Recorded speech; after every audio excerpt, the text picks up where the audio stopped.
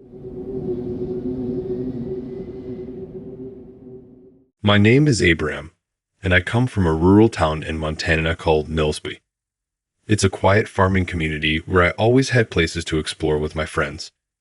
We were always welcome at the cabin, and our evenings were spent walking through the fields. I have many fond memories of my hometown. I loved my family and friends, and most of my recollections are filled with warmth and happiness. But there is one memory that haunts me, a past event that makes me cringe whenever I think of it. It was the summer of 1982, specifically April 7th. My friends and I decided to spend the day in a field, partying like carefree 16-year-olds. It was a windy day, with amber leaves streaming down and tall golden canes swaying slightly, etching vivid memories in my mind. That was over 30 years ago, and I've finally mustered the courage to share my story. It's hard to recall, but I will do my best. On that April day, my two best friends, Angie and Don, and I decided to stay out in the field after dark as an early birthday celebration for me, since my birthday was just a week away. The stars that night were as beautiful as diamonds, and Don even brought fireworks. "You have no idea what I had to go through to get them," he said the night before. "But it's going to be worth it. I promise, Abe." I nodded in agreement. Dawn was always the risk-taker, while Angie was the quiet one, sticking to her own plans and ambitions. We ventured to the old part of the woods beyond the fields, where the smoke from the granaries and textile shops dissipated, making the sky even clearer. I'd never been there before, but Dawn assured me it was natural, and I wiped the sweat from my chestnut forehead. "How do you know this place? Did your pop bring you here?" I asked, out of breath from running. "No," he answered, "but Angie and I cuddle here." His laughter was abruptly cut short by Angie's sharp slap.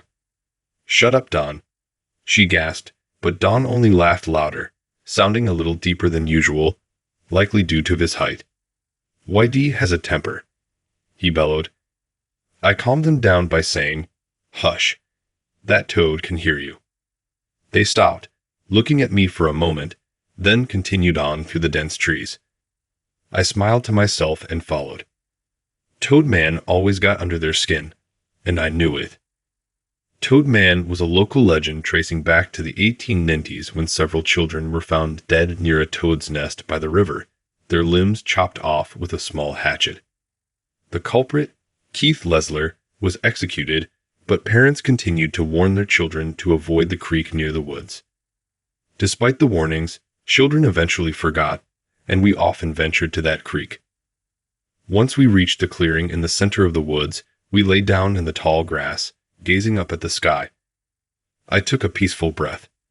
"Oh, guys, this is great. The air, the stars, it's—" "Hey, Don, where are you?" Confused, I stood up. The grass reached my upper torso. I was about 5 feet 6 inches by then.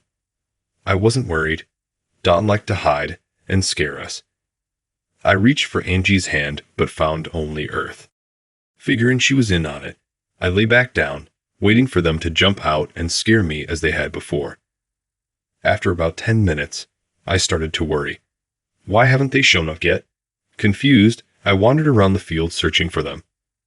After 5 minutes of searching through the tall grass, I darted into the woods. Something was wrong. My gut told me where they were, on that marshy mound where we played as children. Reaching the muddy edge, I looked around. "Donnie, Angie," I shouted, unaware of what was happening. I continued pointing out until something caught my attention. A rustle in the grass. "Donnie, is that you?" I whispered. I was answered from behind, "Yes." Before I could react, I rushed away, running towards the field. I heard footsteps behind me, slapping the ground as if in mud. I ran faster, but the footsteps kept pace. Reaching the field, I dove into the grass, crawling away as quietly as possible. Once I felt safe, I peered out through the reeds, and what I saw made me vomit. A figure about 6 feet tall and stout stood there, dressed in what looked like a swamp walker's outfit. Knee-high boots, a fishing vest, and green overalls, covered in blood and mud. Around his waist hung heads, my friends' heads and others, hair tied to his belt. He held an oak axe, blood caked on it, and he smelled like a rotting corpse. I tried to crawl away, but my fingers hit something hard, and I fell. He immediately turned and lunged.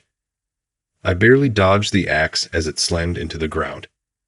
With all my strength, I drove my heel into his belly. To my shock, my foot went through him. Grinning madly, he swung the axe again, severing my leg from the knee down. I screamed, falling heavily. He grinned wider, lifting my leg like a trophy. He raised the axe again, but I scrambled under his feet, grabbing what I tripped over, a wooden crate containing Don's fireworks. TOADMAN grabbed my stump, lifting me to his level. His pudgy complexion made me sick, but I instinctively smashed the crate over his head. He dropped me, grunting in surprise. This was my only chance. I grabbed the axe, dropped it, and reached into my pocket for a sharpening stone. Striking it against the crate, I created a shower of sparks. Gathering all my strength, I crawled farther away, turning around to see TOADMAN staring at me with fury as the fireworks ignited. The explosions tore him apart, scattering innards across the area. I lost consciousness, the image seared into my mind. I woke up later on a cot outside my house. My parents had found me and brought me back. The town doctor and a surgeon treated my wound, but they didn't find my friends. That memory haunts me. I can no longer go near the forest, and no one believes my story. But I know one thing. TOADMAN is still out there, waiting for me.